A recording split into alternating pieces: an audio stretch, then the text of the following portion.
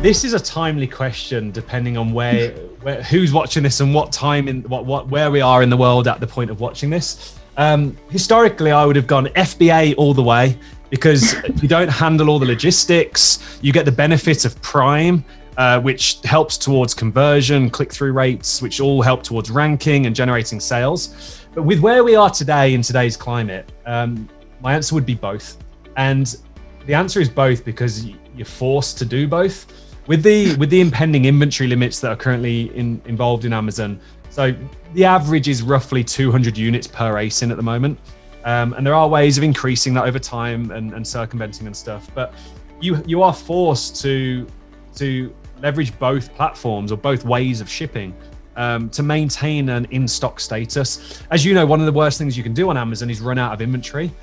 Because whilst you've run out of inventory, not only are you slowly losing rank because your sales history performance is starting to decline, your competitors who are still in stock are gaining on your rank and starting to take over your positions. So running out of inventory is one of the worst things that can happen in the business. But with an inventory limit in FBA of 200 units currently, it's very difficult. If you're selling, we've got products that sell 200 units a day. Now, obviously we've got higher limits on those, but for that example, if you're selling 10, 20 a day, then you're only ever storing 10 days worth of inventory. So you're forced to have what is known as a 3PL, or a third-party logistics warehouse in place.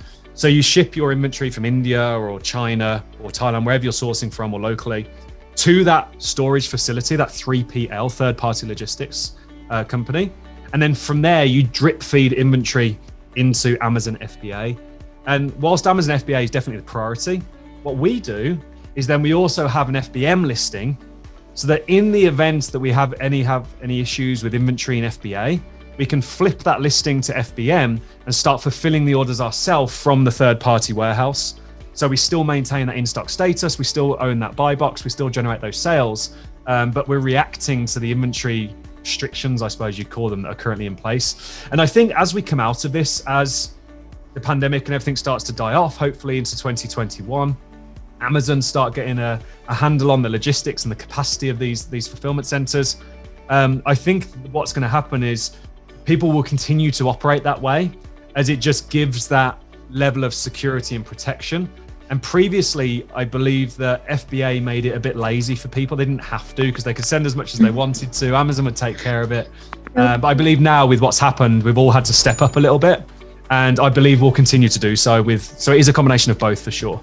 Hey, it's Ria Mittal here. Before you leave, make sure to subscribe to SellerApp's main YouTube channel, where we upload all things Amazon and some how-to guides that will make sure that you're winning on Amazon. You will not get this anywhere else. Until the next time, happy selling.